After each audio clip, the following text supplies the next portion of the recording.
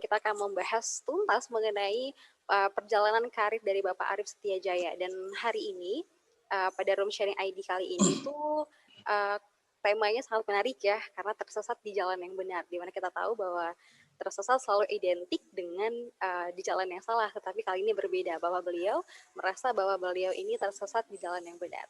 Kepada Bapak Arif Setiajaya boleh bergabung bersama kami, Pak. Baik, terima kasih. Assalamualaikum warahmatullahi wabarakatuh, teman-teman semuanya. Terima kasih Alia. Terima kasih Room Sharing yang telah memberikan kesempatan untuk bisa kita sharing terkait tentang apapun yang mungkin nanti akan menjadi manfaat untuk teman-teman semua. Ya, baik.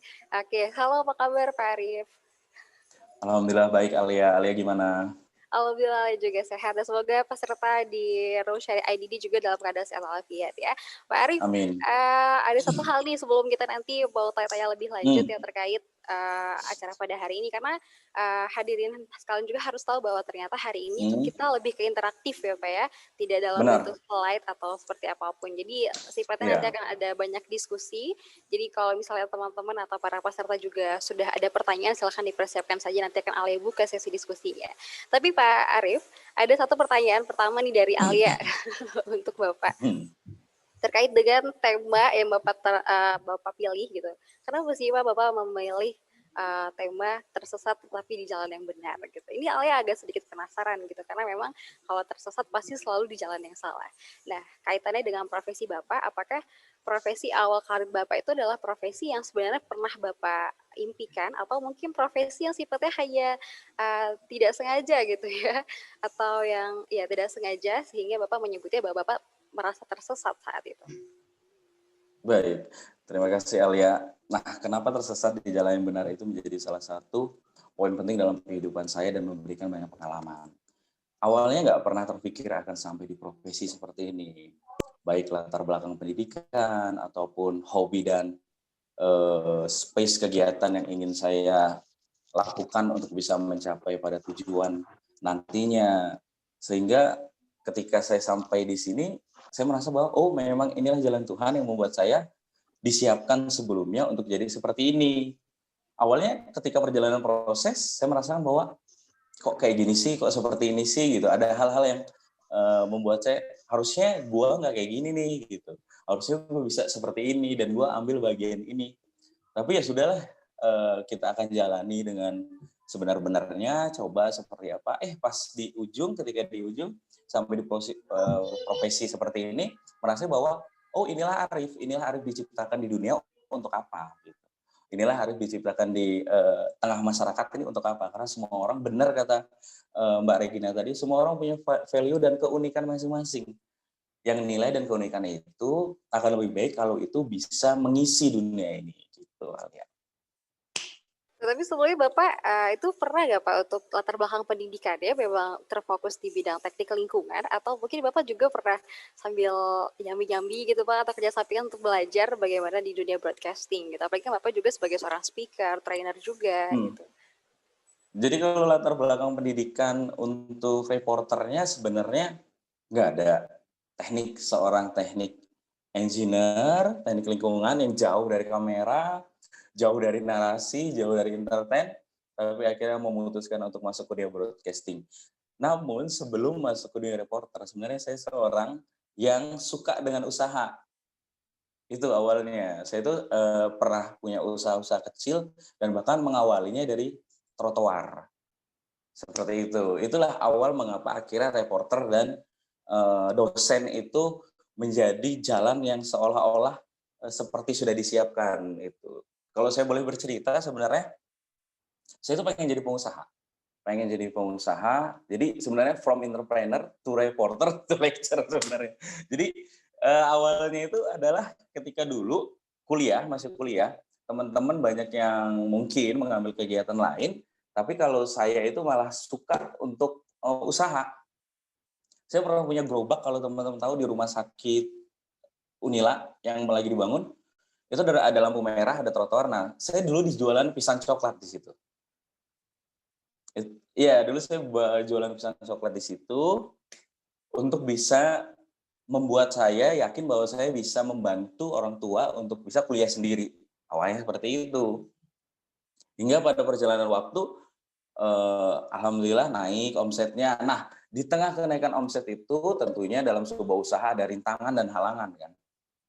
Ketika saya pulang kuliah, akhirnya saya lihat gerobak saya nggak ada. Dan ternyata gerobaknya itu adalah diangkut oleh Satpol PP. Karena pemerintah Kota Bandar Lampung itu sendiri memiliki sebuah regulasi yang tidak boleh jualan di trotoar. Hingga akhirnya saya harus mengurus itu semua, dan hal itu yang membuat saya yakin bahwa, media bisa merubah segalanya. Karena apa? Waktu itu kita nggak ada upaya. Bahkan saya saja tidak dianggap bahwa, eee, saya ini mahasiswa loh. Karena kita kan ketika kita jualan, kita akan dianggap ya nggak mungkinlah dia kuliah, apalagi, waktu itu saya pakai sendal jepit seperti itu. Meskipun terkadang kalau pas kuliah harus pulang ya memang benar-benar, pakaian kuliah langsung jualan gitu. Nah itu yang ngebuat saya jadi kayak, kok seperti ini ya? Karena menurut saya yang paling jahat adalah bukan orang yang menghina, bukan orang yang menjelekkan, tapi orang yang paling buruk dan paling jahat di dunia ini adalah orang yang mematikan dan menghentikan mimpi seseorang. Ketika seseorang bermimpi, lalu kita menjudge bahwa tidak bisa, atau ketika orang sudah melangkah kita halangi. Nah, itu orang yang paling jahat menurut saya. Ketika itu banyak teman-teman ataupun banyak pedagang lain juga yang ngeluh bahwa gimana ini kita nggak bisa dagang di trotoar lagi, bahkan dari Zina Pagar Alam, dari teknokrat hingga Raja Bakso itu bersih, tidak ada lagi teman-teman yang bisa dagang, sedangkan mereka menaruh sebuah harapan di gerobak itu gitu. Nah itu yang ngebuat saya bahwa jadi berpikir, apa sih hal yang bisa saya lakukan sedangkan saya hanya seorang mahasiswa.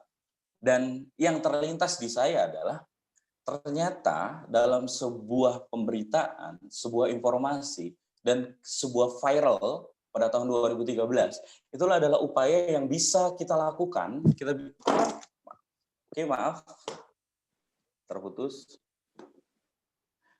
Jadi upaya yang bisa kita lakukan untuk merubah sebuah regulasi yang itu mungkin membuat masyarakat ataupun teman-teman dari pedagang masyarakat menengah itu merasa dirugikan. Nah, itu jadi 2013 saya berusaha untuk bagaimana masuk ke sebuah media, baik itu media massa ataupun media elektronik, namun belum sempat terfikir bahwa akan menjadi seorang presenter.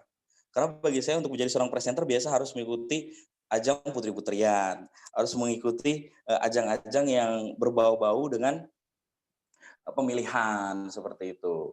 Nah, 2013 saya masih berusaha untuk hanya bisa berupaya menyampaikan dari apa yang saya sampaikan, dan itu tidak efektif sama sekali. Seolah saya bercerita dengan orang yang keyakinannya lain seperti itu, jadi tidak masuk. Nah, di 2014-2015 saya mulai untuk daftar ke televisi, salah satu TV nasional, meskipun ketika saya daftar di TV nasional itu pun saya beberapa kali memasukkan ke berbagai perusahaan dan alhamdulillah diterima. Tapi ketika itu di TV nasional yang sekarang beken banget TV-nya, TV masa kini katanya, seperti itu. Nah, sempat untuk masuk ke sana dan berpikir untuk melanjutkan kuliah di Jakarta, di salah satu universitas terbesar di Jakarta. Nah, ketika diterima di sana, ternyata tantangan dan rintangan kehidupan belum selesai. Saya konsultasi dengan orang tua, dan orang tua tidak mengizinkan untuk saya pindah, apalagi ke entertain, seperti itu.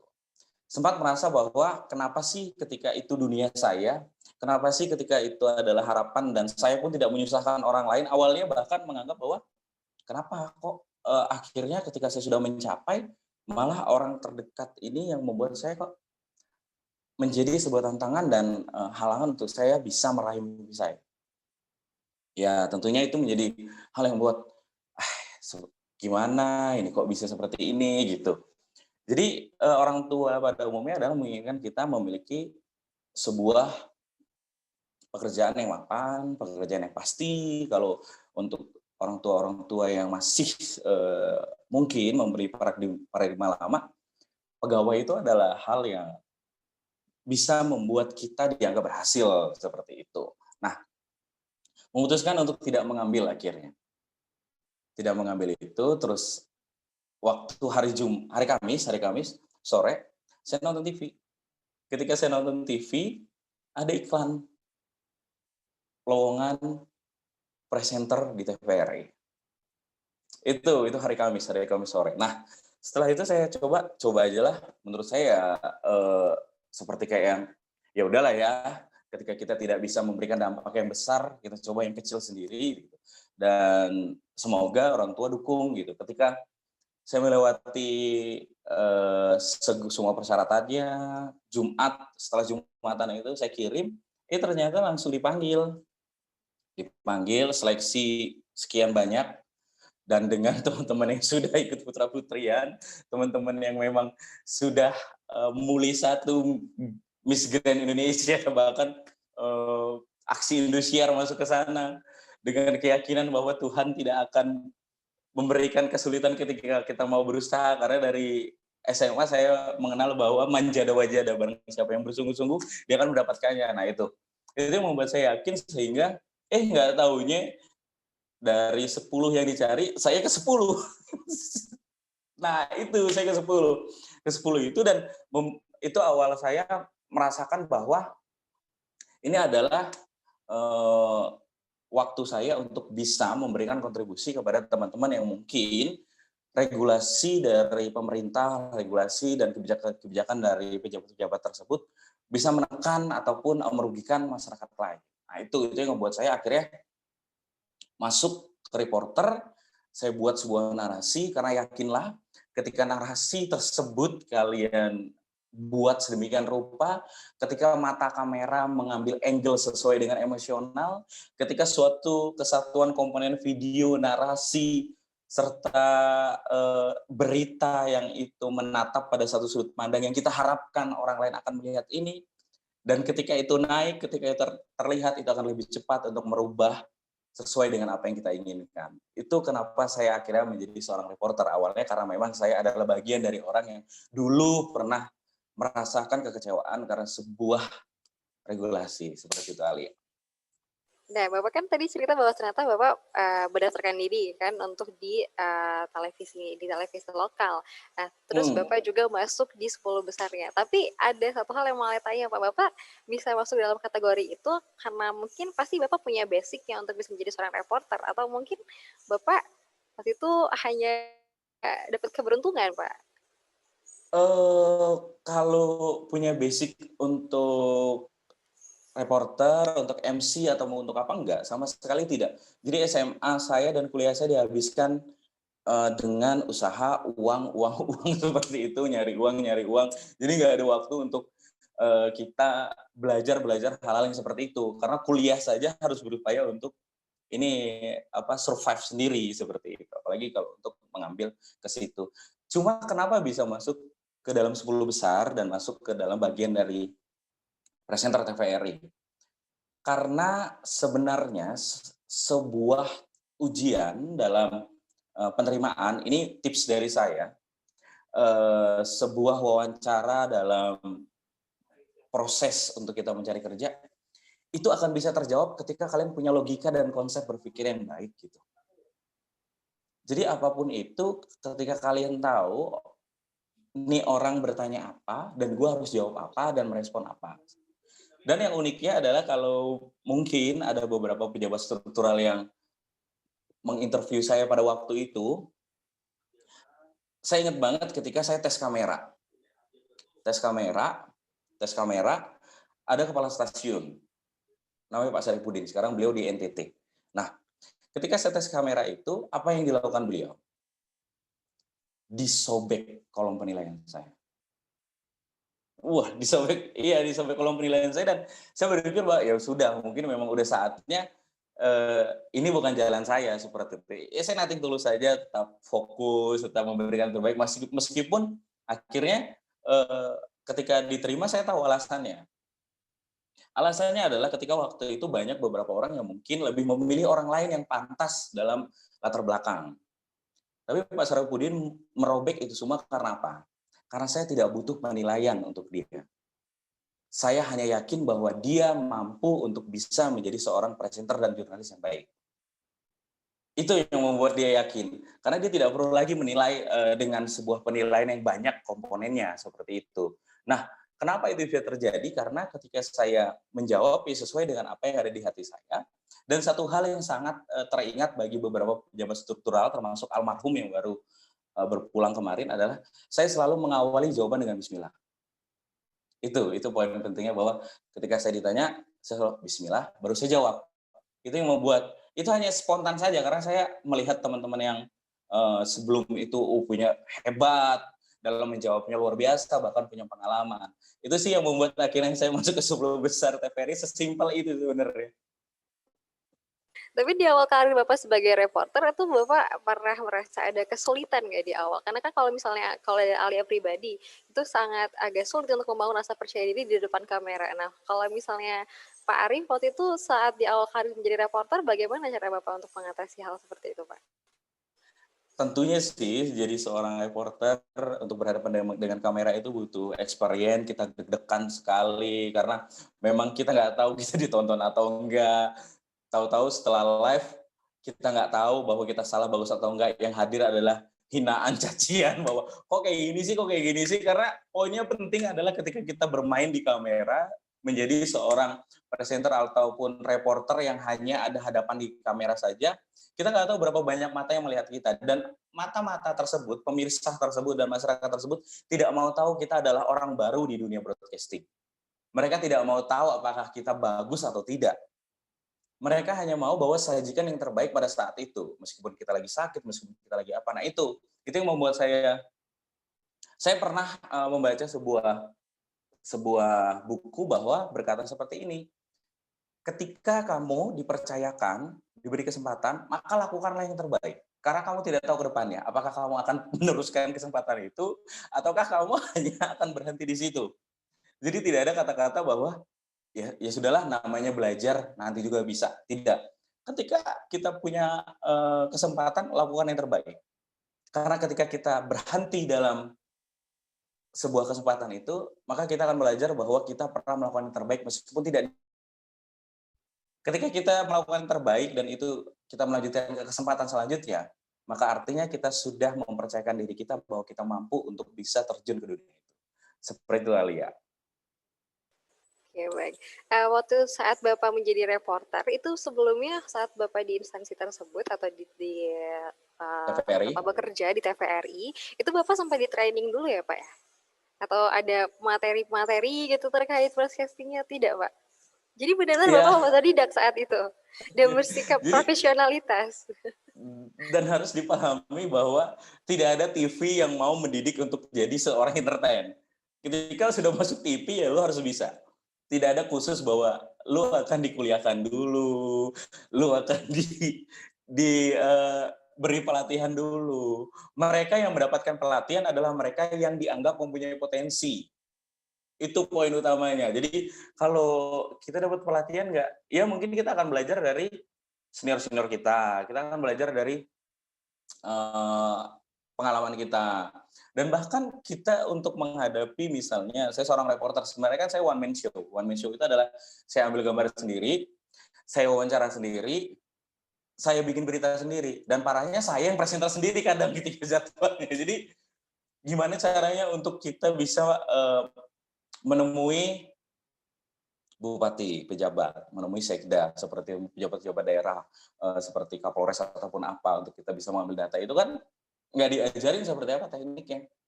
Tapi yang paling penting adalah bagaimana kalian bangga dengan institusi kalian dan kalian yakin bahwa institusi kalian itu bisa berdampak untuk orang banyak. Keyakinan itu membuat kita percaya diri ketika kita masuk, kita akan mengeluarkan aura broadcastingnya. Kita masuk ke sekretariatan protokoler, kita punya bahan yang kita tanya, Assalamualaikum Bapak, izin bertemu dengan Pak Bupati, misalnya kata dia, Pak Bupatinya lagi sibuk ini. Enggak Pak, saya hanya ingin mengkonfirmasi terkait hal ini, takutnya ini akan merebak dan menjadi pro kontra. di masyarakat. Nah, hal-hal narasi seperti itu yang kita bangun agar mereka itu perlu loh untuk bisa mengklarifikasi dan membenarkan semuanya, sehingga sebenarnya gue datang ini adalah suatu jawaban untuk kalian, inilah tempatnya. Nah, itu cara-cara seperti itu yang saya pelajari di Reporter, sehingga pada tahun kedua saya di sana, alhamdulillah, akhirnya saya diberi kesempatan untuk bisa pendidikan ataupun diklat di Jakarta untuk memiliki sertifikat atau lisensi terkait tentang news presenter seperti itu. Sejauh ini pengalaman Bapak sebagai reporter apa Pak pengalaman yang paling berkesan gitu menurut Bapak? Pemilu kemarin sih ya, karena Pemilu pemilu ya kemarin jadi reporter khusus di pemilihan presiden ya Pak ya? Ya, pemilu yang sedang chaos seperti itu kita harus siap semuanya, kita harus berupaya, dan bahkan ketika ada suatu bimbingan teknis dan tahap persiapan itu, kita bahkan diajari bagaimana kita lari dari aksi demo yang anarkis, dan bagaimana kita bisa merubah redaksional kita, karena apabila kita sedang reportase dan awal-awal perhitungan suara, kita katakan bahwa baik saudara dapat kami informasikan bahwa Jokowi memenangkan atau Jokowi menang atau Jokowi lebih unggul dari Prabowo, di belakangnya ada pendukung Prabowo, atau apa yang terjadi. Nah, hal-hal itu yang membuat kita waktu itu tidak hanya tidak hanya secara teknis saja, tapi di seluruh Indonesia dan bahkan di media-media lain juga sempat ada beberapa yang kita tidak boleh pakai baju seragam instansi, kita hanya boleh pakai baju hitam saja ataupun apa, karena tidak boleh mencirikan bahwa kita dari media, karena takutnya akan terjadi hal-hal yang tidak diinginkan seperti itu. Dan yang paling parah adalah ketika kalian harus mereportase bencana. Bedanya kita dengan orang lain adalah seorang reporter itu biasanya ketika ada bencana jam 7, jam setengah 9 harus sampai sana. Dan bahkan kita lebih dulu dari BNPB, bahkan kita lebih dulu dari instansi terkait. Jadi itulah hal-hal yang membuat kita semakin paham bahwa reporter itu adalah bagaimana kita bisa, dan saya belajar bahwa reporter itu adalah orang yang sebenarnya, media itu adalah orang yang sebenarnya menciptakan kebenaran. Karena sebelum ada kebenaran, ketika media itu mengatakan itu benar, maka semuanya akan benar. Itu sebenarnya yang menjadi poin penting, bahwa dunia broadcasting akhirnya membuat saya menjadi sosok yang sampai seperti ini. Ya, baik. Dengan pengalaman Bapak sampai ke nasional, sampai Bapak dapat kesempatan untuk menjadi reporter khusus di pemilihan presiden tahun 2019 kemarin, apakah waktu itu orang tua Bapak masih tetap tidak mengizinkan Bapak gitu sebagai reporter, atau mungkin tetap pada keinginan dari orang tua untuk Bapak berprofesi sebagai yang mereka inginkan, atau seperti apa, Pak? Iya, benar sekali. Walaupun kayak anaknya diceritain ketika ibu bapak mendengar dari orang lain, anaknya keluar di TV, masih belum dianggap mampu untuk bisa menghadapi dunia ketika memang belum sesuai dengan yang diharapkan, seperti itu. Jadi mengharapnya bahwa menjadi seorang yang memang sesuai dengan paradigma lama seperti itu. Karena kalau papa, mama itu sebenarnya adalah orang yang demokratis pada dasarnya, tapi beliau menginginkan bahwa kita itu kan biasanya dalam kehidupan apalagi di Provinsi Lampung ada standar tentang orang berhasil. Karena YouTuber tidak lebih berhasil daripada seorang yang bekerja di dinas pemerintahan Provinsi Lampung. Harus kita akui itu. Nah, itu hal-hal itu yang harus kita pahami, bahwa kita harus mampu untuk mematahkan hal itu, karena kita bisa ketika kita reporter, kita juga bisa menjadi pegawai, kita juga bisa memenuhi semua keinginan mereka selagi kita mau, seperti itu. Oke, nanti setelah ini Alia akan tanya gitu, kenapa Bapak sekarang beralih profesi menjadi seorang dosen. Tapi sebelum itu, Alia persilakan dulu kepada seluruh para peserta yang mungkin ada pertanyaan terkait dengan profesi awal Bapak Arif Setiajaya menjadi seorang reporter. Apakah ada pertanyaan kepada dari peserta? Kami persilahkan ya untuk dapat mengajukan pertanyaan kepada Bapak Arif Setiajaya. Karena kalau kita lihat dari segi judul ini sangat menarik ya Pak ya.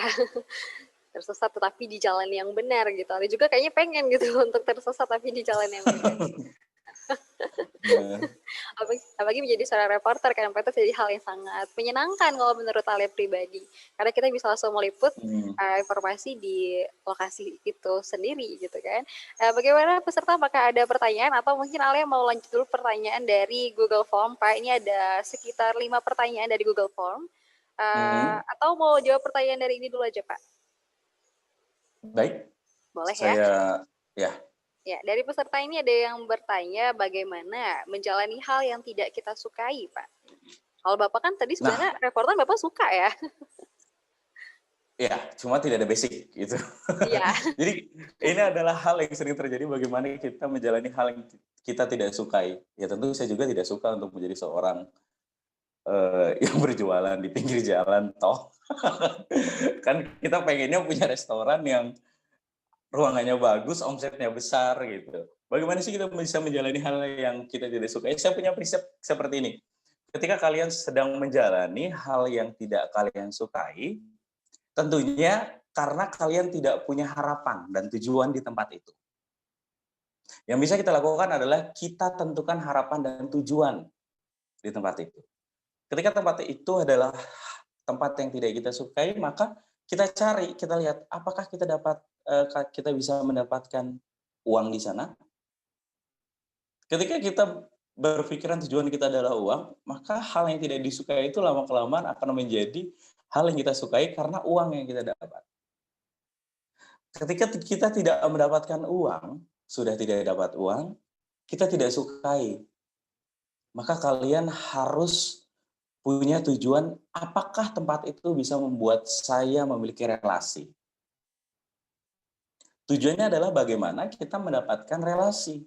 Setelah kita punya relasi, tentu kita sudah siap untuk keluar dari hal yang kita tidak sukai. Ketika kalian tidak dapat uang, tidak dapat relasi, tidak suka juga. Bagaimana itu? Kalian bisa belajar tentang sistem dan pengalaman untuk orang membentuk tempat itu ataupun usaha itu.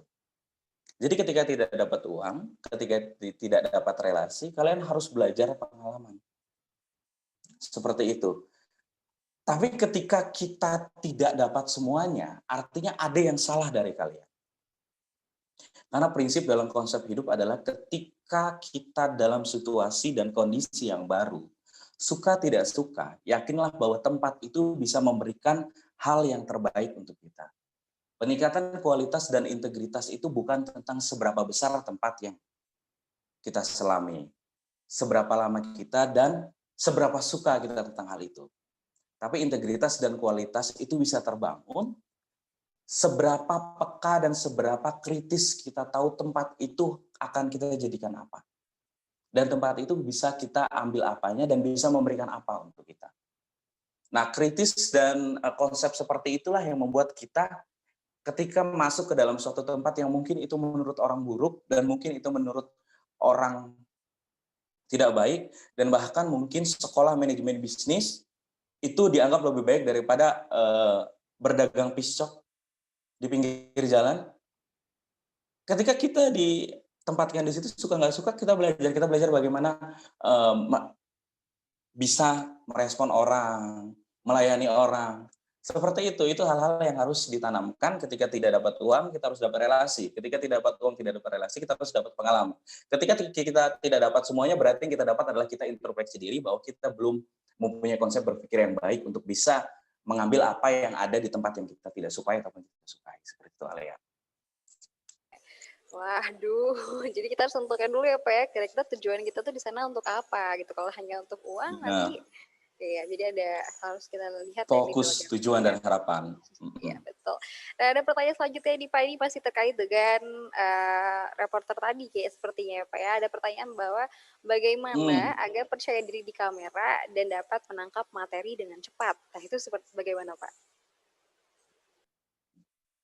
Yang pertama adalah kalian juga harus paham bahwa masih banyak referensi lain. Ada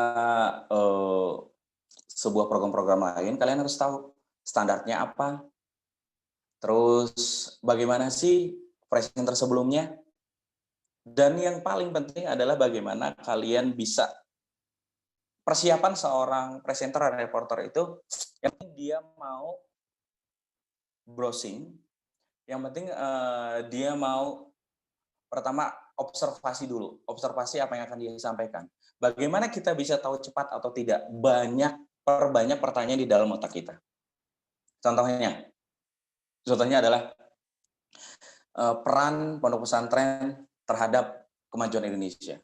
Apa sih itu? Gue bukan orang pondok pesantren.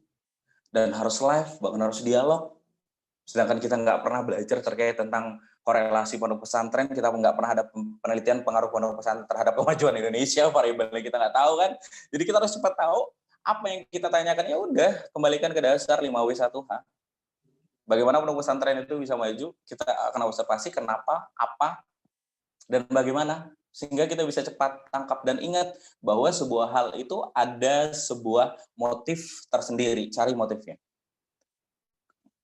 Kenapa Indonesia bisa maju dari pondok pesantren bisa membuat pengaruh Indonesia maju? Motifnya apa? Apakah motif dari keislaman? Apakah motif dari politik? Apakah motif dari akademik? Ketika kalian bisa menemukan motifnya, kalian bisa mengembangkan itu pastinya.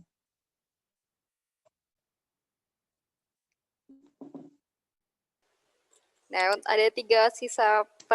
ada tiga pertanyaan lagi Pak Arif dari Google Form.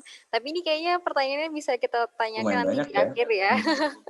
Setelah Bapak cerita tentang beralihnya profesi Pak Arif menjadi seorang lecturer atau sebagai dosen di Institut Teknologi Sumatera. Lalu juga mau tanya nih Pak, Bapak kan kayaknya tadi dari cerita yang Bapak sampaikan, Bapak adalah sosok yang profesional dan juga menekuni bidang Bapak sebagai reporter gitu kan. Tapi kenapa Bapak beralih profesi menjadi seorang dosen sekarang? Kata-kata beralihnya mungkin bukan beralih. Masih tetap menjadi seorang reporter dan presenter sejak sampai sekarang. Jadi sebenarnya hanya menambah Kak Alia, sepertinya ada yang mau nanya itu di kolom chat. Oh iya, kepada Kak Aristia Rizky ada yang ingin kakak tanyakan kepada Pak Arif. Dipersilakan Kak untuk bisa mengaktifkan mikrofonnya. Baik, terima kasih. Langsung saja. Untuk Pak Arif Setiajaya, saya Nitya dari peserta umum. Saya sangat tertarik sekali dengan kata-kata Bapak, logika dan konsep berpikir yang baik. Nah, yang saya tanyakan Pak, seperti apa sih Pak kiat-kiat untuk bisa kita mempunyai logika dan konsep berpikir yang baik? Dan satu lagi, untuk cerita Pak Arif tadi itu menurut saya sangat inspiratif sekali. Ada nggak sih Pak sosok role model yang mungkin sampai hari ini sangat Pak Arif kagumi dan Pak Arif jadikan sebagai role model hingga hari ini? Terima kasih Pak Arif. Terima kasih Kak Lia. Wassalamualaikum warahmatullahi wabarakatuh. Waalaikumsalam. Terima kasih Kak Adis. Jadi sekian pertanyaannya kepada Pak Arif. Silahkan untuk dapat dijawab Pak. Baik, yang pertama adalah bagaimana kita bisa mempunyai konsep berpikir yang baik. Nah, itu sebenarnya terbentuk dari kondisi sebenarnya, terbentuk dari kondisi kita sebenarnya mau atau tidak mempunyai konsep berpikir seperti itu. Dan saya harus katakan bahwa semua manusia, semua orang itu adalah penulis untuk buku yang akan nantinya menjadi sebuah kenangan ketika dia meninggal. Kita adalah penulis untuk cerita kita sendiri di buku kita sendiri. Mau seperti apa kita dan mau menjadi apa kita, itu kita tentukan dalam rangkaian bab demi bab dalam satu kesatuan buku kita.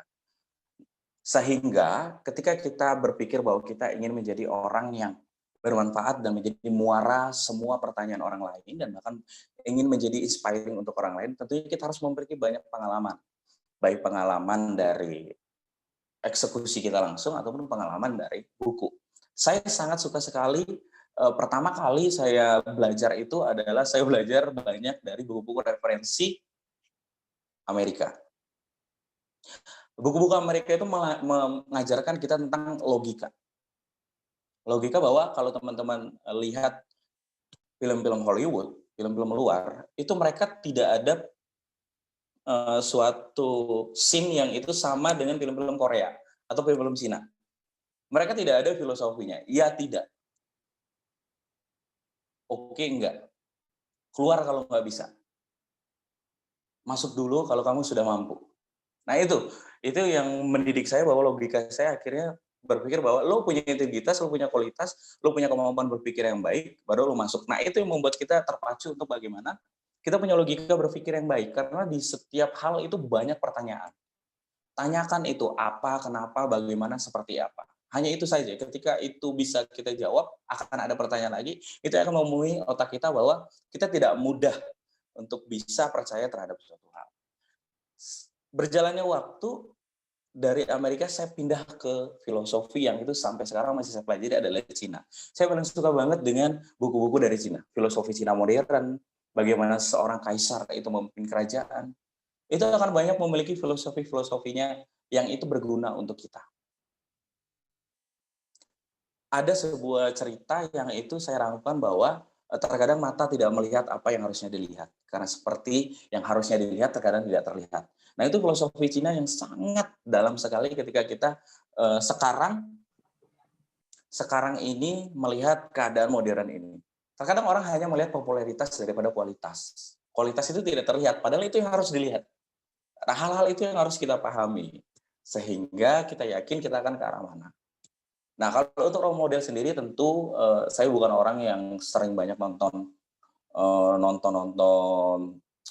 film ataupun apa gitu. Kalau film itu hanya saya jadikan dari narasinya, jalan ceritanya seperti apa, saya juga tidak ada kegemaran BTS Korea ataupun apa gitu. Jadi kalau role model sendiri ya, saya bersyukur memiliki orang tua yang itu lengkap. Jadi orang tua laki-laki, papa itu adalah orang yang selalu logika berpikirnya kritis. Papa itu logika berpikirnya kritis ketika anaknya salah, dia tidak langsung menjudge. Dia selalu menanyakan kenapa kamu melakukan ini. Apa tujuannya. Sehingga saya dilatih untuk bisa berpikir dan memberikan jawaban-jawaban yang logis. Seperti itu.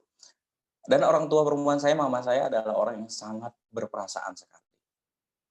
Sehingga apapun yang kita lakukan dalam logika, itu harus dilandasi oleh perasaan agar orang tidak tersakiti. Dari kedua orang tua saya itu saya memiliki sebuah statement bahwa dunia ini akan bisa damai, dunia ini akan bisa baik ketika logika dan perasaan itu selaras. Keselarasan antara hati dan logika itu adalah manusia. Seperti itu.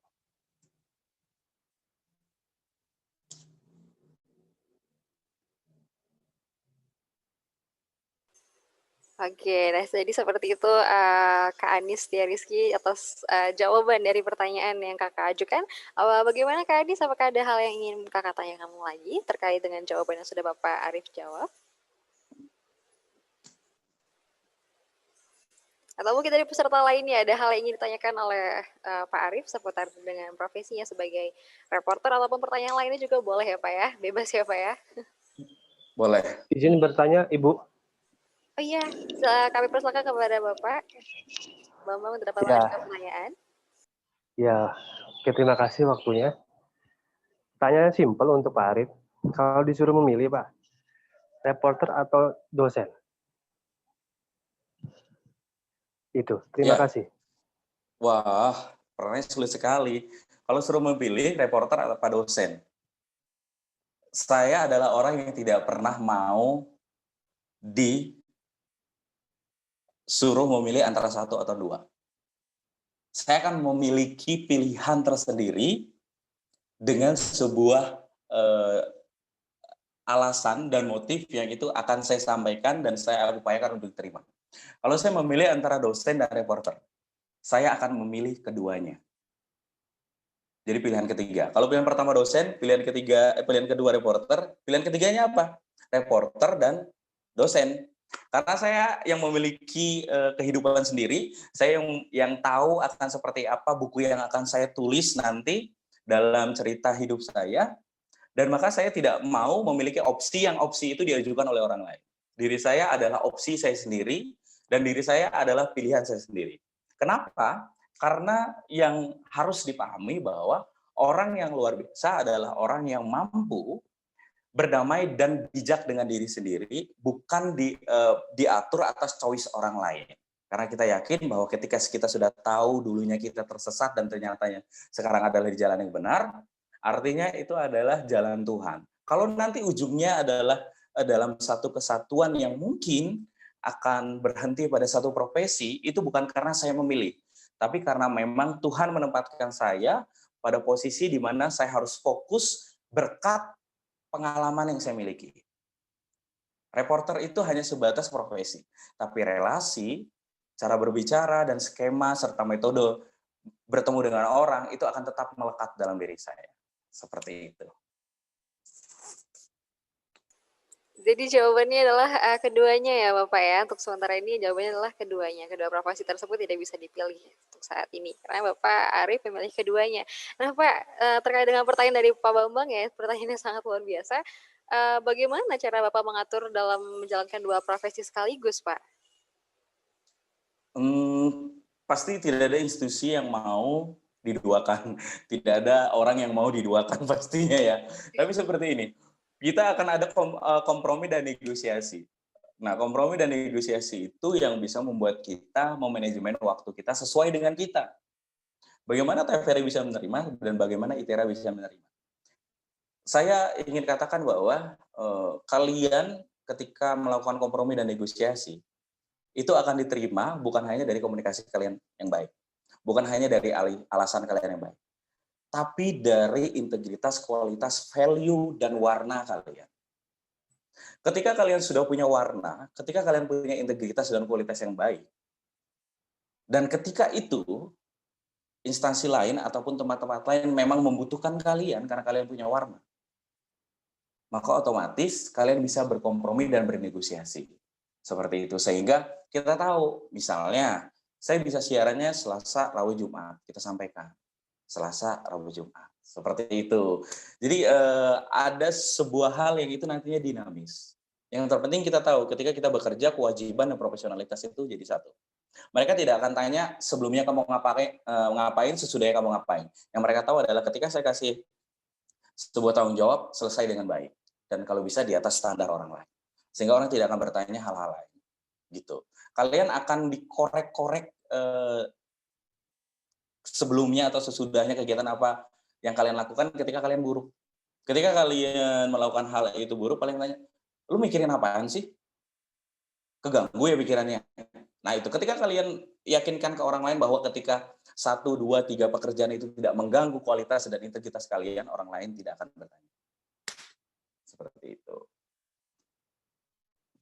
Oke, Sebenarnya baik. bukan cara manajemen waktu, tapi bagaimana cara kita meyakinkan bahwa kita pantas dan punya integritas sehingga manajemen waktu itu bisa kita sesuaikan dengan kondisi kita. Wow, jadi dapat banyak ilmu dari Pak Arif ya. Oke, apakah masih ada pertanyaan dari peserta lainnya untuk dapat mengajukan pertanyaan terhadap Pak Arif? Sebelum nanti kita mau melanjutkan lagi ya Pak ya, untuk kisah perjalanan Pak Arif menjadi seorang dosen gitu. Tadi belum selesai ceritanya ya Pak ya. Bagaimana peserta, apakah ada pertanyaan lagi? Ale masih membuka sesi diskusi kepada peserta, jika ada yang ditanyakan dipersilahkan. Seperti tidak ada ya Pak ya, belum ada ya Pak pertanyaan saat ini. Mungkin kita akan kembali lagi ke pertanyaan yang semula Pak, bagaimana sih ceritanya Pak Arif bisa menjadi seorang dosen sekarang? Baik, nah ketika saya berjalannya waktu, ketika saya sudah mempunyai lisensi, saya sudah di reporter, saya sudah di dunia broadcasting baru 5 tahun lebih. Jadi ketika itu banyak hal-hal yang ternyata saya sadari bahwa regulasi dan kebijakan itu dibuat di lingkup akademisi.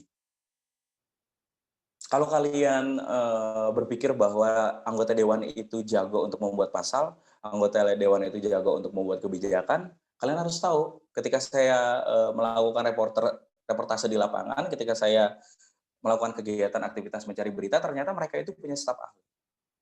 Mereka itu punya penasehat. Dan rata-rata staf ahlinya itu dari mana? Dari dunia pendidikan dan akademisi.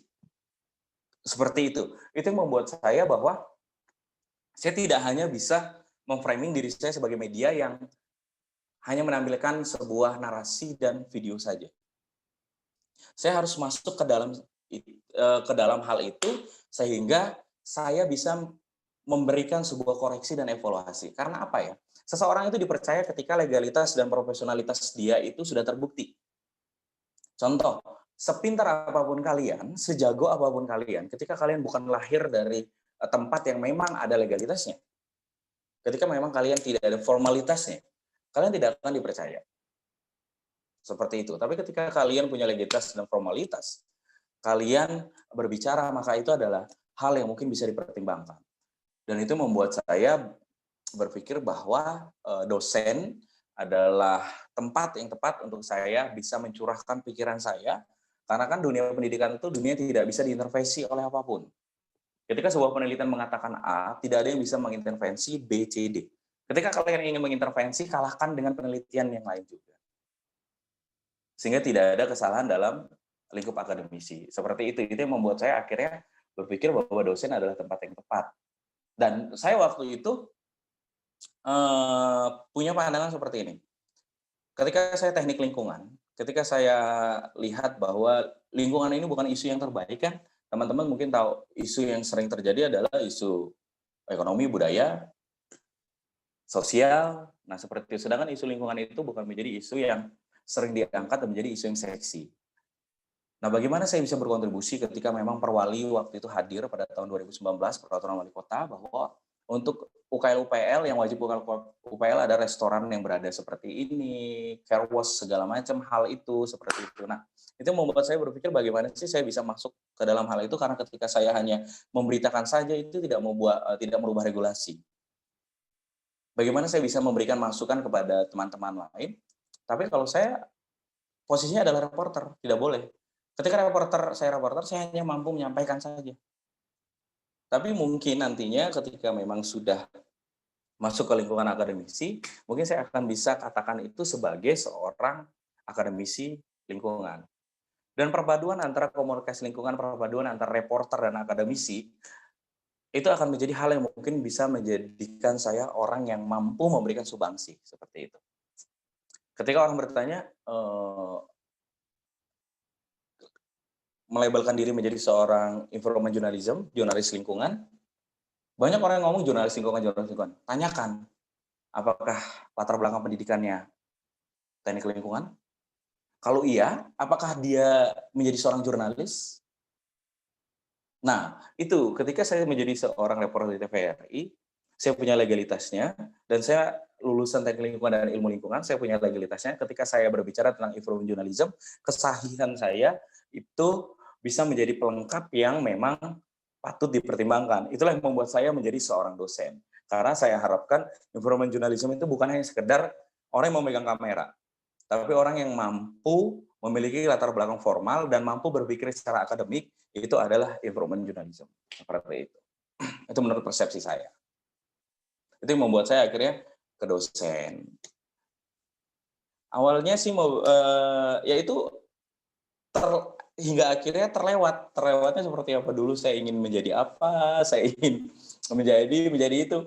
Yang saya akhirnya sepakati dengan orang tua, terutama dengan mama, ya sudah stay di Lampung saja, cari kerjaan di sini. Yang awalnya saya tidak suka, saya pengennya ke Jakarta, dan besoknya saya ingin keliling-keliling, dan bahkan saya mendapatkan beasiswa di salah satu negara karena saya tawarkan environment journalism itu, tapi tidak bisa juga berangkat. Dan saya kira saya tersesatnya karena ya sudahlah, mungkin yang harus jalani ya udah jalanin aja, meskipun itu bukan mau saya.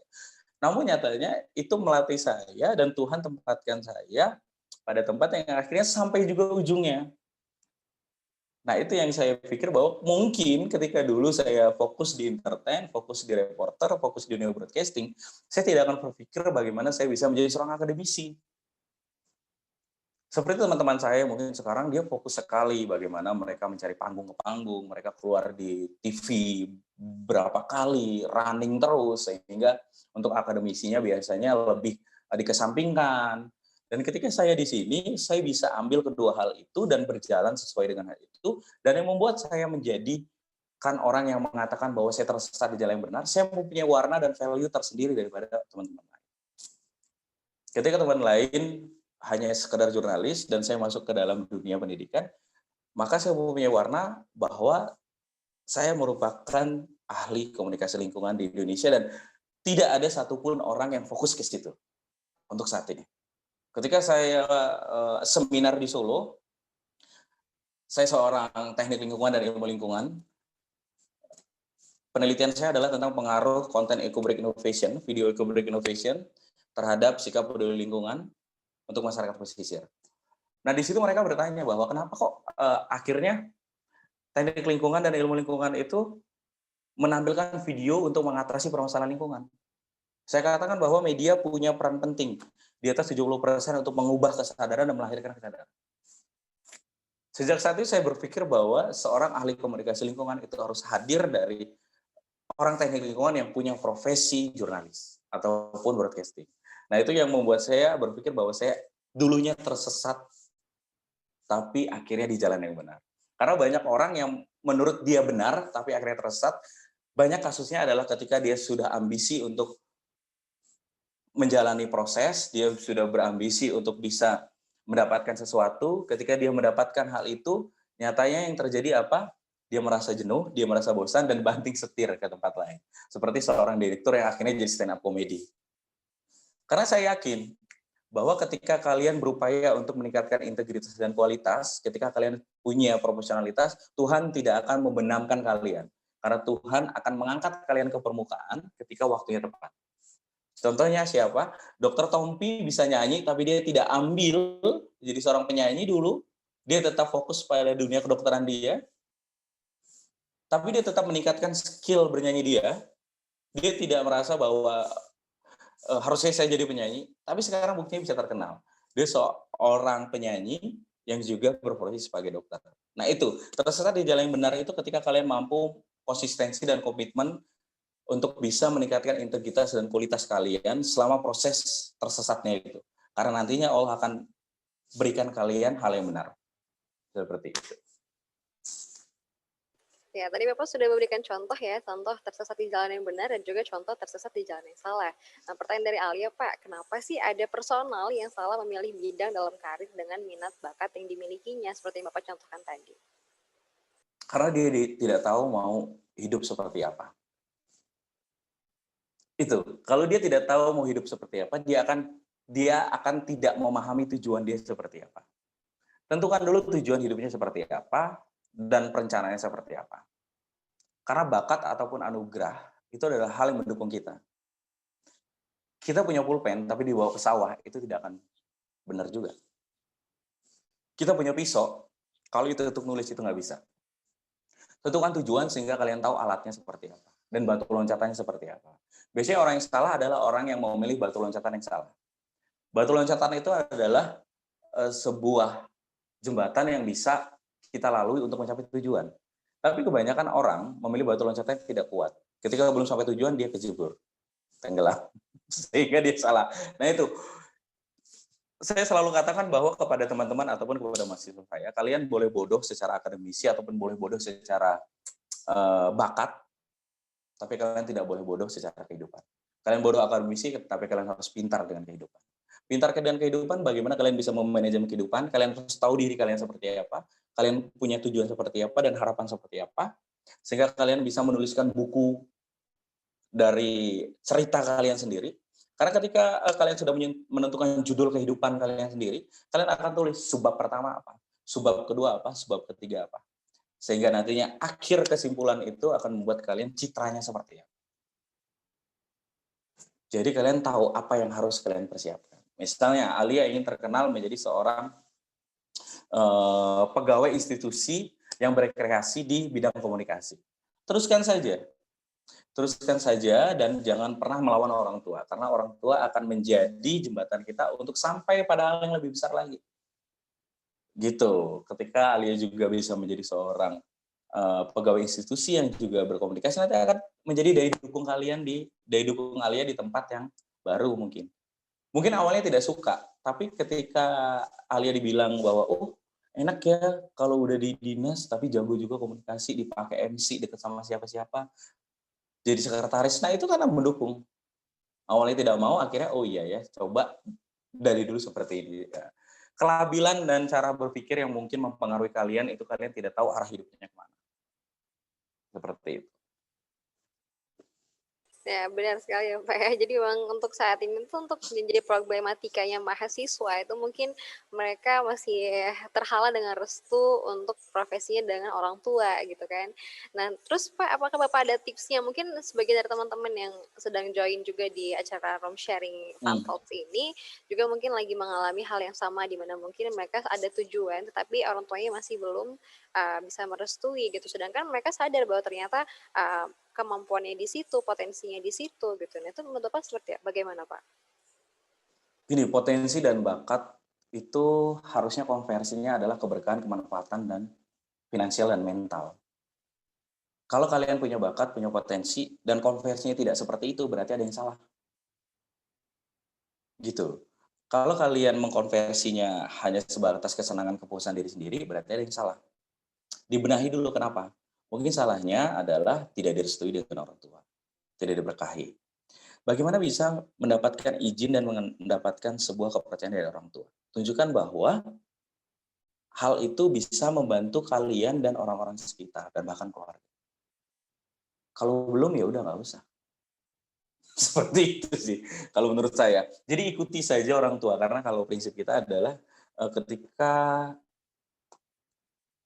orang tua ataupun orang tua laki-laki, ayah adalah kunci dunia, ibu adalah kunci akhirat, pegang kunci itu jangan pernah sakiti meskipun kalian punya potensi, meskipun kalian punya sebuah tujuan yang itu yakin bisa dapat, karena apa? Ketika kalian dapat di sana, tidak ada restu atau keberkahan dari keduanya, maka kehampaan yang akan kalian dapat. Dan kalian akan mengulang lagi dari nol. Seperti orang yang bekerja, digaji, tapi habis terus. Ketika di PHK, nol lagi saldonya. Jangan sampai jadi orang seperti itu. Meskipun dikit, tapi bisa ada impact-nya, itu lebih baik daripada banyak dihabiskan terus, nantinya lagi mengulang dari nol lagi. Gitu. Yang penting track roadmap kehidupan dibuat dulu seperti apa, kalian ingin jadi seperti apa, masukan dari orang tua ditulis, masukan dari keluarga ditulis, lihat kalian akan bisa menghubungkan di mana. Profesi apa yang bisa menjawab semuanya. Seperti itu. Wah, ini jadi sangat can relate ya Pak ya dengan Alia pribadi. Jadi memang sangat menyenangkan gitu untuk membahas hal ini gitu. Jadi kalau misalnya ini Alia terus yang tanya nanti jadi Alia terus yang nanya sama Bapak ya. Iya. Sampai lupa untuk kapan diskusi. Kepada peserta mungkin ada yang ingin ditanyakan dengan Pak Arief terkait dengan tema kita pada hari ini, tersesat di jalan yang benar from reporter to lecturer. Mungkin ada yang ditanyakan kepada peserta, dipersilakan jika ada yang didiskusikan dengan Pak Arief. Atau tidak ada, nanti saya lagi yang bertanya dengan Bapak. Jadi nanti berubah sesinya bukan room sharing, tapi jadi sesi curhat nanti ya Pak ya. Iya. Oke, bagaimana peserta, apakah ada yang ingin ditanyakan dengan Bapak Arief? Karena memang tadi dari penjelasan yang Bapak jelaskan, dari segi cerita yang Bapak ceritakan itu sudah sangat jelas sekali gitu ya. Tapi mungkin Pak, bagi orang yang mungkin belum mengalami, yang belum berada di posisi Bapak, mungkin masih belum mengerti gitu seperti apa perjalanan hidupnya. Mungkin ada yang merasa tersesat, kemudian dia stop di jalan, akhirnya bingung lagi mau mulainya seperti apa. Tapi seperti itu banyak yang terjadi ya Pak ya? Banyak yang terjadi karena dia selalu membuat gelasnya penuh. Itu. Bagaimana kita tahu bahwa kita akan sampai pada tujuan, kita bakal bisa tahu bahwa kita tersesat di jalan yang benar atau enggak, apakah kita akan memiliki banyak hal yang membuat kita terbentuk menjadi orang yang punya integritas dan kualitas, itu karena kita selalu membawa gelas kita penuh. Itu prinsipnya. Orang yang menganggap bahwa dia punya potensi, punya bakat, dan punya kemampuan, akan penuh terus gelasnya. Sehingga nggak akan ada air dari sumber lain itu masuk ke gelas kalian. Sehingga kalian nggak bisa tahu, nggak bisa membandingkan, dan nggak bisa menganalisis apakah jalan kalian sudah sesuai atau tidak. Jadi pentingnya adalah ketika kita itu harus menjadi orang yang open-minded, kita harus menjadi orang yang bisa bergaul dengan banyak orang lain, karena apa? Daun yang jatuh pun itu kalau orang mau berpikir ada maknanya dari Tuhan.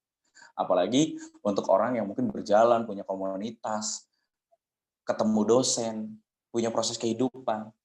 Dan bahkan dari awal berangkat kuliah hingga sampai ke kampus aja ketika kalian memang berpikir kalian ingin mencari ilmu dan pengetahuan, itu banyak sekali yang bisa didapatkan.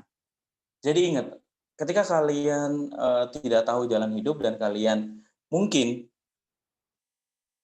akan ada masanya merasakan kehampaan, tidak ada hal-hal yang mungkin menyenangkan, dan hal-hal itu membuat kalian mungkin tertekan, itu karena kalian selalu menggunakan atau mengisi gelas yang kalian miliki penuh. Maka saran saya adalah ketika bertemu dengan siapapun, kosongkan gelas itu. Kosongkan gelas itu dan biarkan semuanya masuk. Ketika banyak air yang masuk, banyak input yang masuk, banyak saran yang masuk, banyak ilmu yang masuk, sebenarnya kuncinya kita ingin lebih daripada orang lain itu apa sih? Adalah agar bagaimana timbul kenyamanan, akan bagaimana timbul sebuah kedamaian. Saya kasih analoginya seperti ini. Ketika kalian menganggap diri kalian punya gelas yang penuh 10, dan kalian selalu membawa yang penuh terus. Ketika kalian bertemu dengan orang yang mungkin level gelasnya 7, kalian akan dianggap sombong. Dan ketika kalian ketemu dengan level yang gelasnya 15, kalian akan insecure atau tidak percaya diri. Jadi orang yang hebat adalah orang yang bisa mengatur isi air dalam gelas tersebut. Integritas, kualitas, dan upgrade diri itu digunakan bukan untuk kita seperti apa, tapi adalah untuk kita bisa menempatkan level dan angka tertentu pada kondisi kita sendiri. Seperti itu. Jadi kalau kita sudah punya nilai 100, mau orang itu 30, mau orang itu 5, mau orang itu 4, kita akan bisa turunkan. Sehingga kita tidak dianggap sombong dan tidak insecure dengan orang. Nah, itulah tujuan untuk kita upgrade diri. Agar apa? Agar kita setara dengan orang lain, sehingga input yang baik itu akan masuk ke kita. Gitu, itu. Kalau analogi dari saya seperti itu. Nah, ini terima kasih Bapak atas jawabannya. Dan ini udah ada pertanyaan ya Pak ya dari salah satu teman Alia yang nitip pertanyaan dengan Bapak Arif. Jadi dia kayaknya agak sedikit curhat juga ini Pak, tentang problematikanya dia sebagai seorang mahasiswa gitu. Jadi dia bercerita bahwa ternyata saat ini dia sedang duduk di bangku semester 7, sudah di semester akhir. Tapi memang dari awal dia tidak menginginkan atau berkuliah di bidang program studinya ini gitu, sehingga dia merasa selalu tertekan, kemudian selalu melaksanakan tugasnya sebagai mahasiswa dengan terpaksa gitu. Padahal sebenarnya dia sangat menekuni bidangnya sebagai seorang musisi atau sebagai seorang penyanyi gitu Pak. Dan semakin ke sini katanya saat dia sudah mulai masuk di sesi di mana dia harus menyusun skripsi, kemudian menyelesaikan segala persyaratan untuk kelulusannya, itu dia merasa semakin berat dan akhirnya dia merasa ingin menyerah saja gitu dengan kondisi ini. Kira-kira Bapak ada tips tidak Pak untuk mahasiswa kita ini? Terima kasih Pak. Jadi seperti ini, saya punya kata-kata yang mungkin bisa dia gunakan. Kita sebagai manusia mungkin pernah salah memilih jalan sehingga kita harus merasa tertekan. Salah ketika kita menjalani hal yang tidak suka. Tapi ingat, kita sebagai manusia boleh salah, tapi jangan pernah kalah. Artinya apa? Ketika kita sudah mengambil sebuah keputusan, selesaikan, mau tidak mau. Selesaikan. Seorang musisi mungkin jauh dari tentang teknik, plumbing, mekanika fluida, atau apapun itu. Mungkin atau apapun itu. Tapi ketika sudah semester 7, selesaikan itu. Karena nantinya itu akan digunakan. Itu akan digunakan. Yang terpenting adalah hal itu bisa kita pikirkan bagaimana itu bisa mewarnai musisi kita, bakat dan potensi kita sebagai musisi. Ketika kalian nanti memang sudah selesai teknik lingkungan, apalagi semester 7, selesaikan.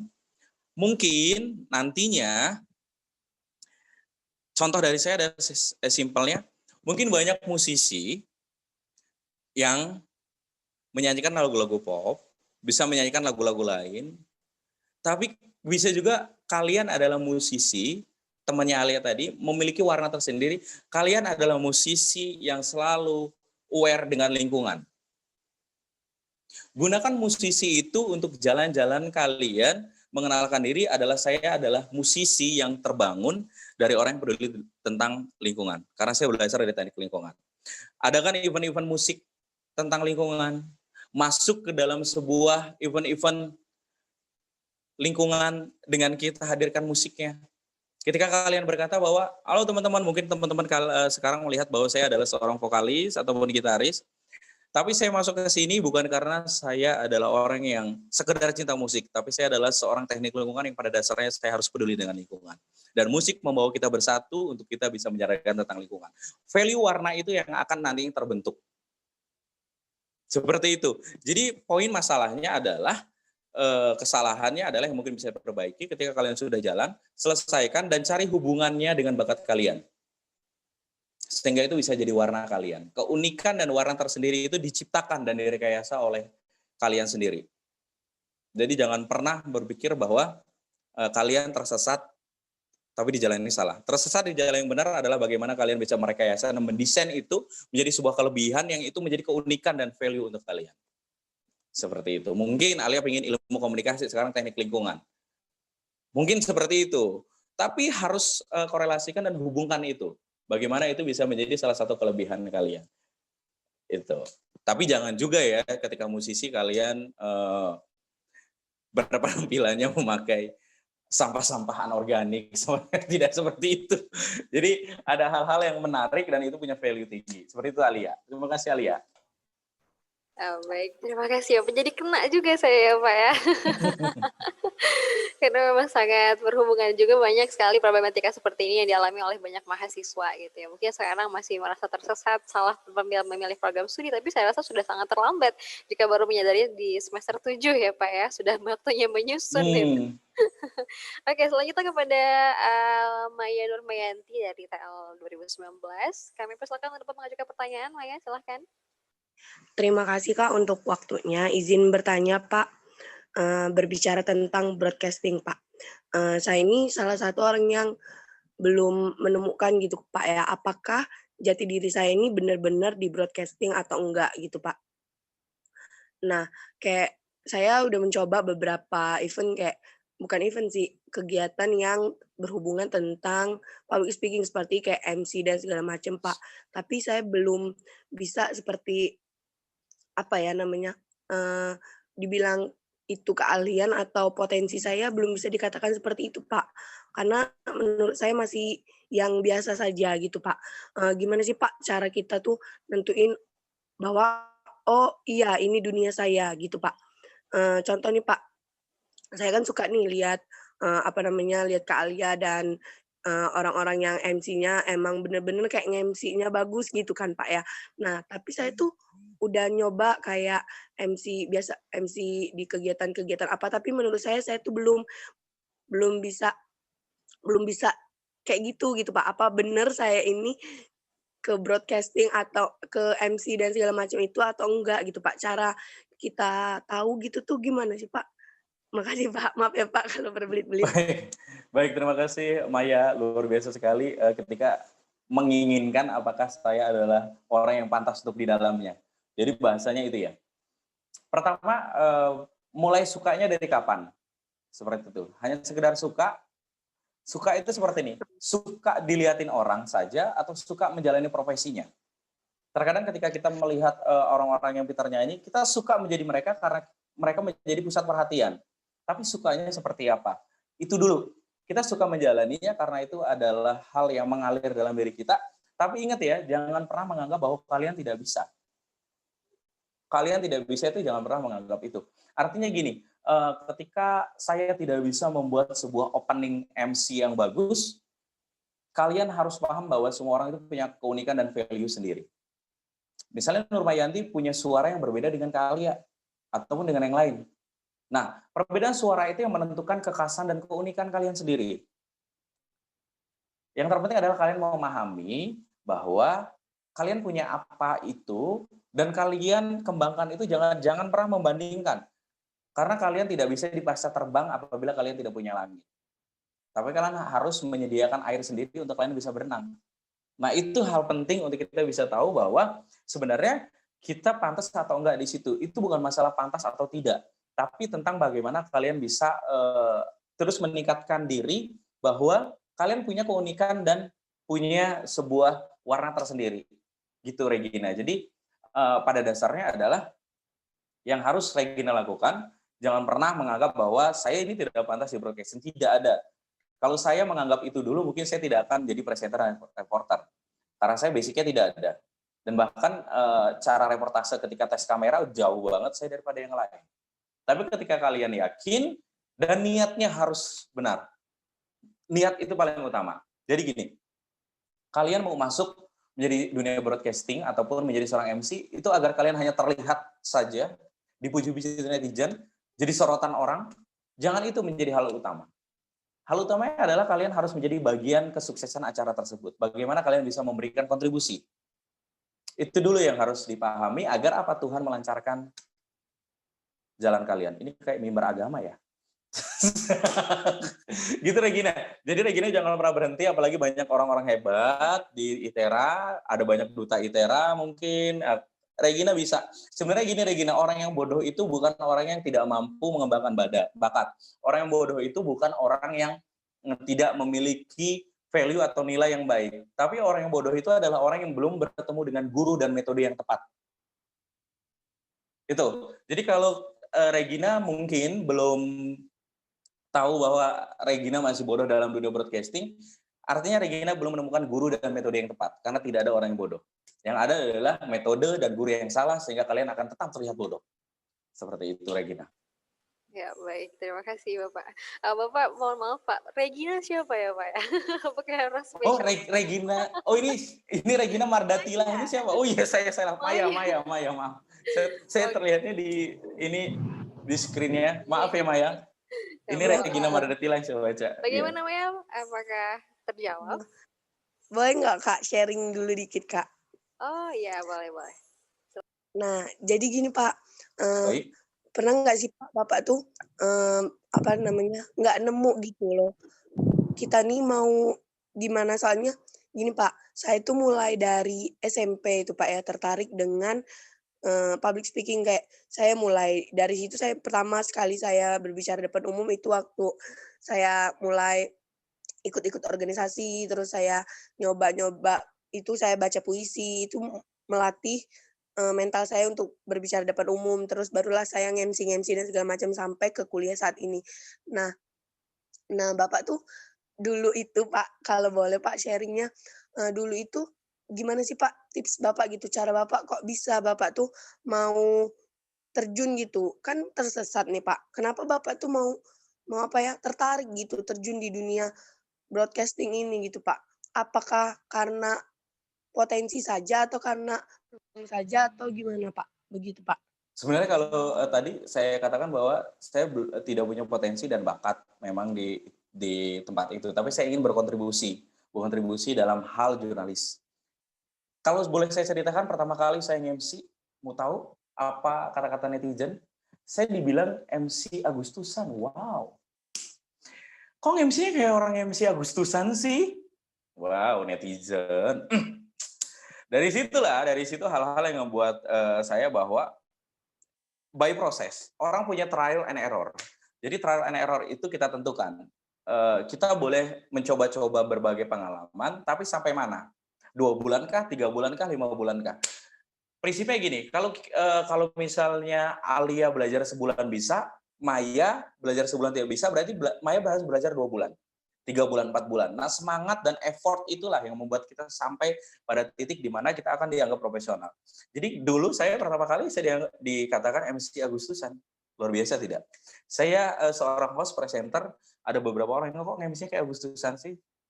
Karena memang saya belum pernah terjun ke tempat itu. Tapi dalam keyakinan saya bahwa tidak ada yang tidak bisa selama kita tahu cara belajarnya seperti apa. Selama kita tahu bahwa kita akan sampai di sana. Dan keyakinan itu yang membuat kita semangat untuk belajar dan mengeluarkan effort lebih.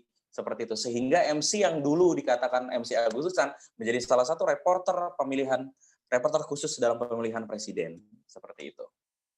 Jadi Maya jangan pernah berhenti. Terus saja, biarkan saja. Namanya upgrade diri itu tidak ada yang salah, tidak ada yang benar. Upgrade diri itu tidak ada yang membuat kalian cocok atau tidak. Namanya upgrade diri itu adalah untuk diri kalian sendiri. Toh nanti ketika kalian tidak diberi kesempatan untuk di dunia broadcasting ataupun tidak diberi kesempatan untuk dalam komunitas yang lebih, kalian akan menjadi seorang pembicara yang hebat di keluarga kalian sendiri. Seperti itu.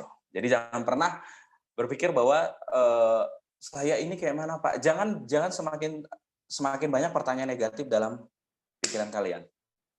Orang yang tidak berkembang atau orang yang berhenti dalam sebuah mimpinya adalah orang yang terlalu banyak memasukkan pertanyaan negatif dalam diri kalian. Apakah saya sudah pantas? Apakah saya bisa? Apakah ini bakat saya?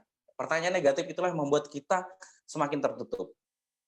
Tapi positif-positiflah yang akan masuk ke dalam diri kita adalah ketika saya belajar, meskipun saya belum diberi kesempatan, setidaknya saya bisa berbicara dengan teman-teman dengan baik, saya bisa berani, saya bisa presentasi di kelas. Hal-hal itu, hal kecil itulah yang akan membangkitkan kalian untuk bisa lebih baik. Itu Maya. Nah, seperti itu jawaban dari Bapak Arif, Maya ya. Gimana Maya? Sudah cukup? Terima kasih banyak ya Pak. Setidaknya omongan Bapak tadi itu bisa sedikit membuka pikiran saya bahwa oke, saya coba dulu, saya lanjutin, saya banyak-banyak belajar. Mungkin ini bidang saya. Terima kasih Pak. Maya, pesan saya jangan pernah katakan saya coba dulu. Tidak ada kata-kata saya coba dulu dalam belajar. Saya akan lakukan. Saya akan lakukan apapun hasilnya. Sudah, titik. Saya akan lakukan, saya akan teruskan. Gitu Maya ya. Ya Pak, terima kasih Pak. Ya, terima kasih kembali Maya. Kepada Saudari Ririn atau Arinia Adelia, dipersilakan untuk dapat mengajukan pertanyaan kepada Bapak Arif Setiajaya. Silahkan Arin. Ya, terima kasih Kak Alia. Ya, saya mau mengajukan pertanyaan kepada Pak Arif. Menarik ini melihat judulnya, itu ada kata-kata sesat. Sesat itu kan erat kaitannya dengan hal-hal negatif ya.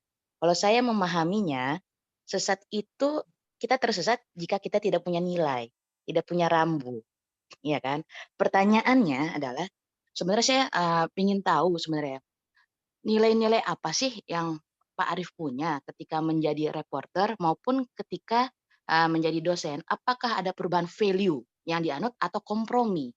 Nah, saya lebih tertarik hal-hal apa saja sih, pergulatan apa saja ketika memutuskan reporter sekaligus dosen. Dan kalau tadi saya dengar, ini semua kan sebenarnya profesi ini akan menjadi batu loncatan untuk menuju goal kehidupan yang nanti di akhir kita nggak tahu. Nah, pertanyaan keduanya adalah apa sih goal hidup Pak Arif? Terima kasih. Wow, luar biasa ini. Ririn, luar biasa. Jadi gini, sebenarnya apakah ada value yang berubah, nilai-nilai yang berubah, ataukah apa? Yang saya katakan adalah ketika kita merasa bahwa kita tersesat itu adalah karena kita punya value yang tinggi. Merasa bahwa kita punya value yang lebih baik, kita merasa bahwa value ini akan lebih baik daripada di tempat lain, ataupun value ini lebih buruk daripada kita di tempat lain. Sebenarnya bukan tentang value, bukan tentang nilai, tapi tentang kompromi. Bagaimana kita bisa berkompromi dengan diri kita, bagaimana kita bisa bernegosiasi dengan diri kita, sehingga kesesatan itu, rambu-rambu itu kita bisa kompromikan dan bisa mencapai pada diri kita yang lebih baik lagi. Yang terjadi apa? Bukan value yang berubah, membuat kita semakin bijak untuk kita tahu seberapa air yang akan kita masukkan dalam gelas itu. Nah, kompromi itu membuat saya berubah dari reporter ke dosen, sehingga ada hal-hal yang dikompromikan, sehingga ketika dulu saya berharapnya bahwa saya akan menjadi seorang reporter yang seperti apa, tapi nyatanya saya hanya menjadi seorang dosen sekarang yang mengurusi berbagai mahasiswa yang mungkin kalau dalam konversi nominalnya itu sangat kecil bila dibandingkan di dunia broadcasting. Tapi ketika saya merasakan itu adalah kesesatan saya salah, harusnya saya lebih ke entertain. Ada kompromi yang di dalam diri bahwa lu mau ngapain ke sana. Ketika lu di entertain, lu yang dapat uang saja. Yang lu dapat bukan ketenaran saja, tapi apakah ada keberkahan dan kepuasan batin. Sehingga kompromi itu yang membuat saya ketika ada mahasiswa yang senang ketika dikasih tanda tangan asisi, ketika senang selesai seminar, ketika senang tanda tangan buku cetak KP, itu membuat saya ini yang tidak akan saya dapatkan mungkin di tempat lain. Ketika saya mampu menjadi bagian dari pembentuk generasi muda nantinya, dari pengalaman saya yang bisa saya sampaikan ke teman-teman mahasiswa lain atau mahasiswi, itu membuat saya merasakan bahwa ternyata kebermanfaatan itu bisa dilakukan di mana saja, dan bahkan ketika dunia pendidikan itu membutuhkan orang-orang yang sudah lama di lapangan dan bisa men-sharing kepada teman-teman, itu adalah hal yang mungkin lebih baik. Jadi kompromi itu yang penting. Bukan menurunkan value tentang tinggi ataupun rendah. Dan goals-nya seperti apa sih sebenarnya? Setelah saya kompromi itu, saya akan menjadi orang yang saya ingin sekali ketika nantinya keberadaan kita di dunia ini sudah hilang, batas waktu kita sudah tidak ada lagi di dunia ini, maka kita akan dikenal menjadi orang yang punya solusi dari berbagai hal. Kita adalah muara dari pendidikan, kita adalah muara dari pertanyaan semua orang. Sehingga pengalaman saya dari mulai entrepreneur, dari mulai reporter, dan bahkan jadi dosen, itu adalah satu kesatuan yang di lapangan dan di bangku pun saya sudah pahami. Sehingga saya harapkan saya bisa menjawab semua pertanyaan orang. Saya bisa menjadi solusi untuk permasalahan orang. Orang yang baik adalah orang yang nantinya ketika meninggal akan ada pertanyaan seperti ini menurut saya. Coba ya ada Arif, coba ya ada Arin, coba ya ada Nurmayanti, pasti dia bisa ngasih solusi. Nah, kata-kata itulah, itu goals yang ingin saya tuju nantinya. Jadi muara dari semua solusi dan pertanyaan itu yang membawa kita, bahwa kita akan menjadi penulis, bahwa judul dari buku kita sendiri atau judul dari buku saya adalah muara solusi dari berbagai pertanyaan teman-teman ataupun orang lain, seperti itu. Terima kasih Alia. Iya, terima kasih kembali Bapak. Bagaimana Ibu Ririn? Apakah sudah terjawab? Ya, sudah. Terima kasih Pak Arif atas jawabannya. Inspirasi sekali. Iya, terima kasih kembali Ibu. Luar biasa. Ya, kepada Saudara Joni, kami persilakan untuk dapat mengajukan pertanyaan kepada Bapak Arif Setiajaya. Silakan, Saudara Joni. Baik, terima kasih Mbak Alia atas waktunya yang diberikan. Perkenalkan, nama saya Joni Siregar dari BSI Majalaya. Ya, saya akan bertanya kepada Pak Arif. Tadi Pak Arif berbicara tentang keluarga. Nah, kalau misalnya Pak Arif tadi bilang kalau melakukan sesuatu akan berkonsultasi dengan keluarga. Nah, saya mau bertanya seperti ini, Pak. Seberapa berpengaruh faktor lingkungan pertemanan Bapak terhadap proses pengambilan keputusan Bapak gitu, Pak? Dalam melakukan sesuatu. Lingkungan pertemanan, Pak. Mungkin baik. Terima kasih, Saudara dari Joni. saya itu saja. Terima kasih waktunya. Wassalamualaikum warahmatullahi wabarakatuh.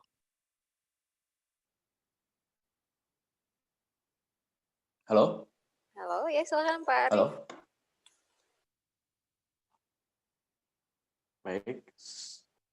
Baik. Seberapa, mungkin kalau waktu saya SMP ke bawah, mungkin seberapa besar lingkungan mempengaruhi saya, mungkin lebih dari 70%.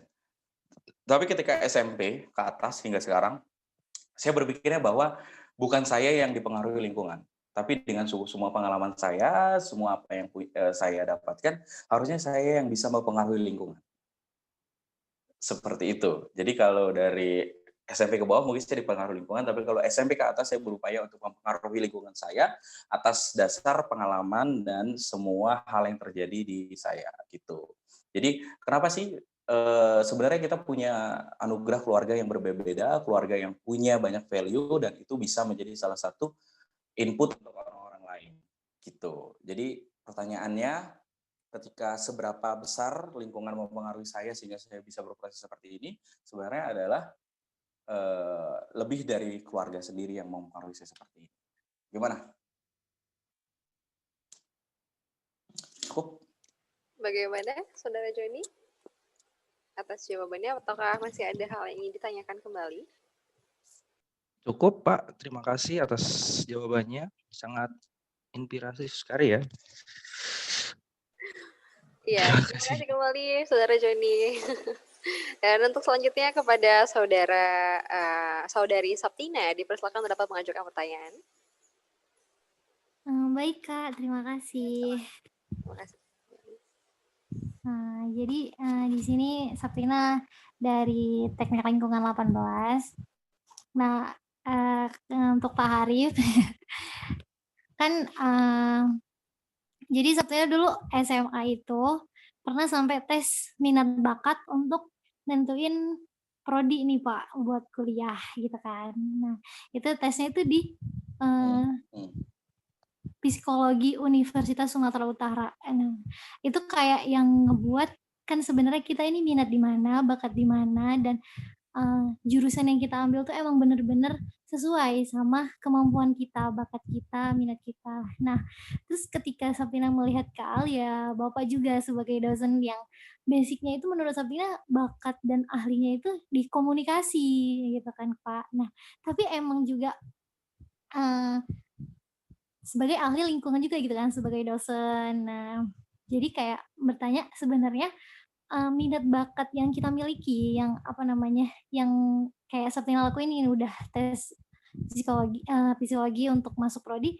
Nah, sebenarnya itu mempengaruhi banget nggak sih Pak di karir nanti? Dan apakah kayak sebenarnya kalau minat bakat kita di komunikasi tapi kita ngambil keahlian di luar komunikasi itu sebenarnya bisa juga jadi kayak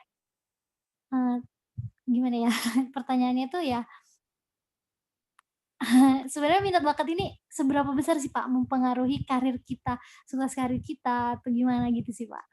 Terima kasih Pak. Jadi minat bakat itu seberapa besar mempengaruhi karir kita? Bisa 0, bisa 100. Itu yang harus diketahui bahwa 0 itu apa? Ketika memang tempatnya tepat. Ketika kalian bisa menjadikan itu adalah daya dukung untuk karir kalian. Seperti itu. Sebenarnya kesalahan berpikir kita adalah sering mencari minat bakat, sering mencari potensi kita apa. Itu menurut saya hal yang nanti dilakukan. Yang harus dilakukan adalah kalian ingin hidup seperti apa dan kalian ingin dikenang orang seperti apa. Itu dulu. Itu dulu karena apa? Ketika kalian ingin dikenang menjadi orang yang seperti apa, itu yang akan membuat kalian tahu kalian harus memiliki apa saja. Kalian harus memiliki, misalnya, kalian ingin menjadi terkenal menjadi seorang chef. Yang harus kalian siapkan adalah, walaupun kalian tidak bakat untuk membuat penggorengan atau membuat kompor, kalian bisa kumpulkan itu dari berbagai hal, dari berbagai aspek. Sehingga potensi dan bakat itu pada dasarnya adalah menjadi dukungan kalian ketika kalian bisa mempergunakan dan mengkorelasikan dan menghubungkannya. Gitu. Jadi yang terpenting adalah jangan dulu berbicara tentang potensi dan bakat, tapi kalian ingin jadi apa dan ingin dikenal seperti apa selama hidup, dan itu menjadi daya dukung kalian. Gitu. Karena bagaimana kalian bisa mengetahui bahwa bakat kalian itu akan berguna atau tidak, akan mendukung karir atau tidak, ketika kalian belum tahu kalian ingin menjadi apa dan tujuan kalian hidup seperti apa. Itu yang utama, sehingga manajemen hidup itu benar-benar bisa dijalankan. Oke, baik. Gimana? Iya Pak, makasih banyak Bapak.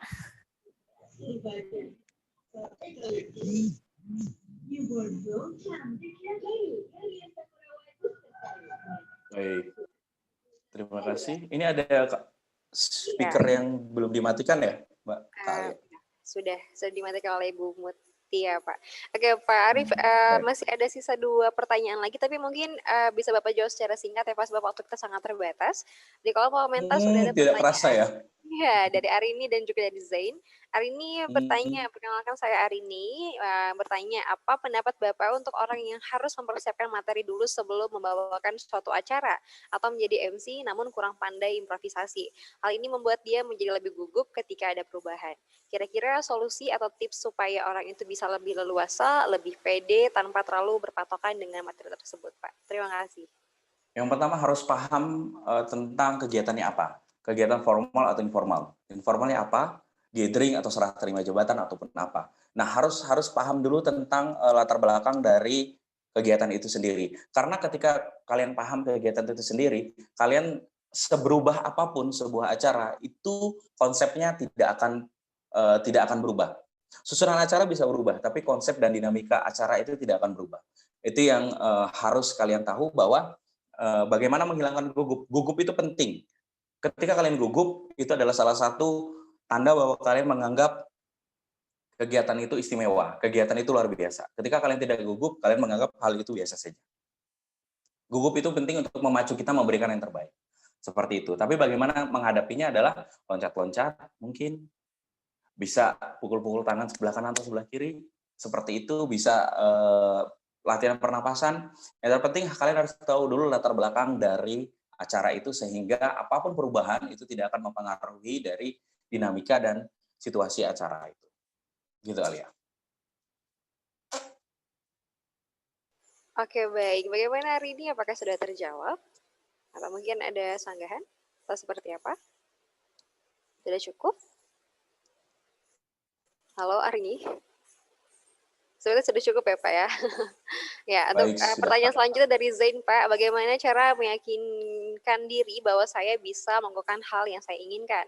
Mengingat hambatan saya adalah orang tua yang selalu melarang apapun yang saya ingin lakukan dan juga dari sisi finansial. Jadinya saya selalu minder dan tidak yakin impian saya tercapai karena ridha orang tua juga saya dengar berpengaruh kepada masa depan. Orang tua saya sikapnya sangat otoriter, jadi saya insecure Pak. Jadi seakan-akan saya hanya menjalani apa yang dituliskan oleh orang tua saya untuk masa depan saya. Seperti itu Pak. Berat sekali ya. Dari pertanyaannya banyak yang sesi konsultasi psikologi ya? Iya, sesi konsultasi. Iya, saya jadi hidup Pak. Iya. Jadi gini, ketika kalian ragu dan ketika kalian tidak yakin, hentikan kalau memang sudah seperti itu. Tapi ketika kalian masih ada 1% kesempatan, 1% harapan, teruskan. Dan semua bisa dilakukan paralel. Jangan seolah-olah hal itu bisa hanya dilakukan fokus dan hanya dilakukan dalam waktu tertentu. Tidak. Keinginan orang tua terus jalankan, bakat potensi kalian dan keinginan kalian terus juga jalankan. Bagaimana memanajemen itu tugas kalian dan tantangan kalian. Dan nantinya ketika itu sampai pada titik yang sama, memilih di antara keberhasilan itu lebih mudah daripada memilih di antara sebuah kegagalan. Seperti itu. Oke. Jadi seperti itu ya jawabannya Zain ya. Oh ya, nggak apa-apa hari ini. Terima kasih juga kepada seluruh peserta yang sudah banyak sekali mengajukan pertanyaan. Mungkin ini memang sangat relate sekali ya Pak, sangat berkaitan dengan kehidupan kita. Mungkin merasa problematikanya juga sama gitu kan, merasa tersesat atau seperti apa. Oke Bapak, kita sudah, sebelum saya tutup acaranya, kita mau dengar nih Pak closing statement dari Pak Arief untuk peserta room sharing pada pagi hari ini. Baik, kalau terakhir dari saya adalah jangan pernah menganggap diri kalian tersesat, jangan pernah menganggap diri kalian salah ketika kalian belum meningkatkan integritas dan kualitas diri kalian. Terus berusaha upgrade diri itu penting. Meskipun belum digunakan pada tempat yang benar, yakinlah Tuhan akan mengangkat kalian ke permukaan. Kita boleh salah, tapi kita tidak boleh kalah. Kalian boleh bodoh dalam beberapa bidang, termasuk akademisi, tapi kalian harus pintar dalam kehidupan. Seperti itu kalian. Ya, itulah closing statement dari Pak Arief dan juga cerita kisah perjalanan karir dari Pak Arief dari seorang reporter menjadi seorang dosen. Dan sedikit kutipan poin ya, kesimpulan dari pembahasan yang sudah diberikan oleh Pak Arief. Pertama, memiliki kemampuan untuk berpikir yang baik dan logis. Kemudian, tujuan hidup yang sudah di jalan benar itu apabila kita dapat mengintegrasikan potensi dan bakat diri dengan masukan-masukan orang lain, terutama orang tua, sehingga akan menghasilkan kebermanfaatan dan juga berkah di lingkungan kita dan juga hidup kita. Dan selain itu, berusahalah menjadi penulis terbaik dari buku perjalanan kehidupan kita, dan kepercayaan orang lain kepada kita bergantung pada seberapa besar integritas dan profesionalisme yang kita miliki. Mungkin sekian room sharing Fansol kita pada hari ini dengan tema tersesat di jalan yang benar, from reporter to lecture. Saya Fitri Alisari mengucapkan banyak terima kasih kepada seluruh peserta yang sudah sangat aktif sekali pada siang hari ini ya dalam pembicaraan kita dengan Pak Arief Setiajaya. Terakhir dari saya mohon maaf apabila terdapat kesalahan dan kekurangan, dan kepada Pak Arief terima kasih banyak Bapak atas ilmunya dan juga pengalamannya sangat terima sekali. Akhirul kalam, terima kasih. Wassalamualaikum warahmatullahi wabarakatuh. Saya kembalikan kepada Ibu Mutiara atau Ibu Regina.